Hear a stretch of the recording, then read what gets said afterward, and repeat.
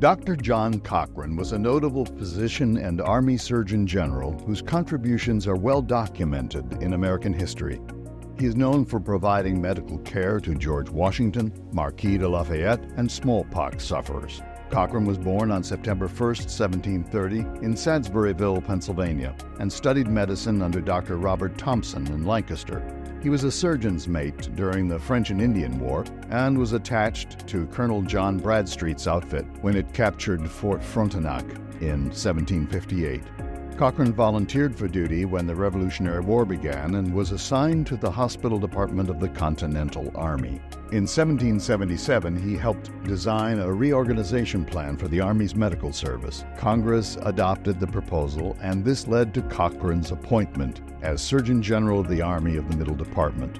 Serving with distinction, he became known for using inoculations to fight off smallpox among the soldiers, something not typical for the era. During the Revolution, the notable Marquis de Lafayette needed Dr. Cochran's assistance twice.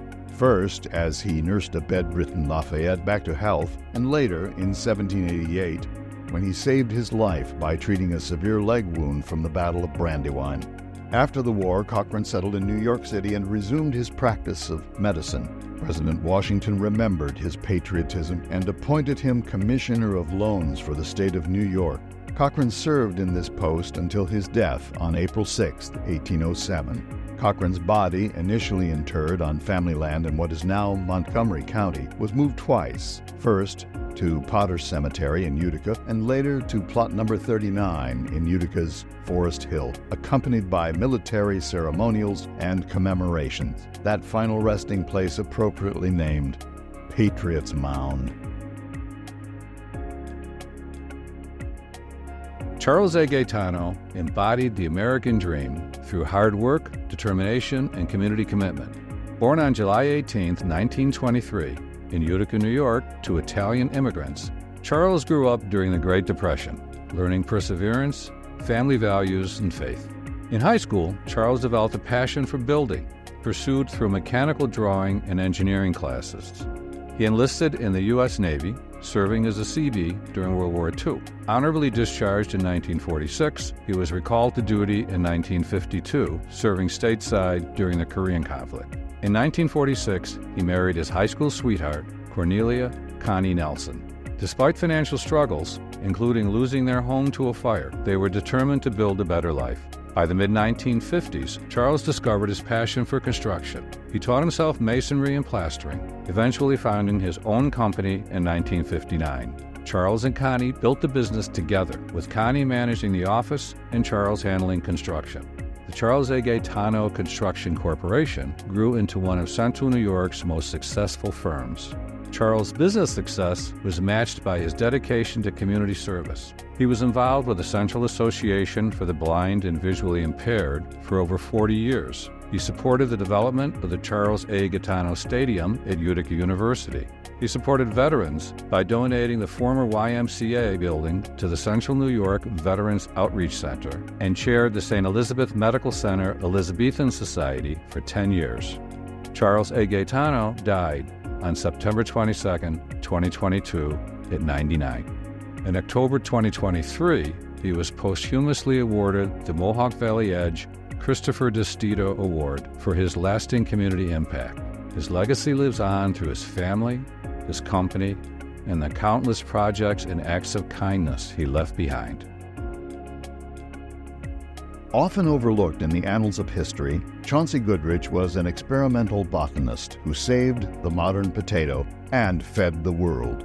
Born in Troy, New York in 1801, Goodrich earned a theology degree from Princeton Theological Seminary and then taught at the Oneida Institute in Whitesboro.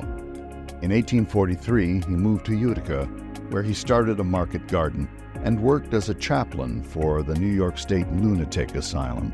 The potato blight struck in the 1840s, causing widespread famine. This disease threatened potatoes worldwide. Goodrich focused on finding an effective remedy for this dilemma. He conducted experiments on potatoes to develop a disease-resistant variety. Suspecting that potatoes had become weakened due to mutations, He spent $500 of his own money to get potato seeds from Chile in South America, where the domesticated potato originated. Goodrich worked for 16 years, growing and testing over 15,000 potato plants. He finally found a blight-resistant variety and named it the garnet chili, which he generously provided to farmers at no cost. And the garnet chili flourished. Further experimentation with the garnet chili by Albert Breeze and Luther Burbank yielded the now ubiquitous Burbank russet. Commonly used for French fries, it is the most widely grown potato in North America.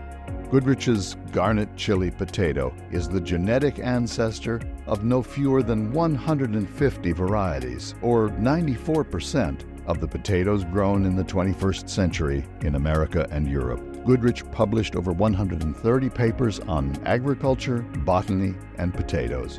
His last paper finished just days before his death in 1864. He is buried at Forest Hill Cemetery. Carolyn Kelly Tyler, a trailblazing educator and dedicated community leader, was born on June 13, 1922 in Albany, Georgia.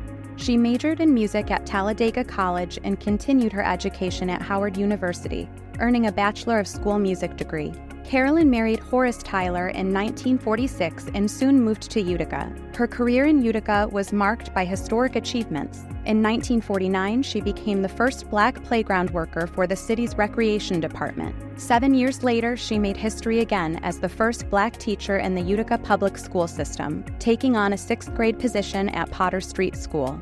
Tyler identified a gap in adult education and took decisive action to address it. She established the first elementary-level adult education classes at Potter Street School, aimed at providing foundational skills for adults. This innovative program was the first of its kind in Utica. It was widely praised and deemed as a moving force by the Utica Observer-Dispatch. Tyler's impact extended well beyond her role in the classroom. She was actively involved in a variety of civic and professional organizations, including the Cosmopolitan Center and the Utica branch of the NAACP.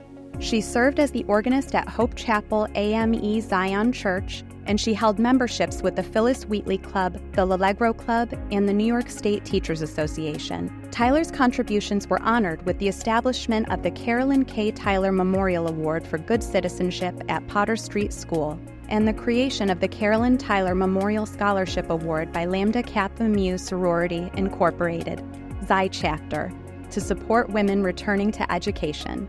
These tributes highlight Tyler's lasting impact. Tyler's life was tragically cut short when she died at the age of 37, but her legacy continues to inspire.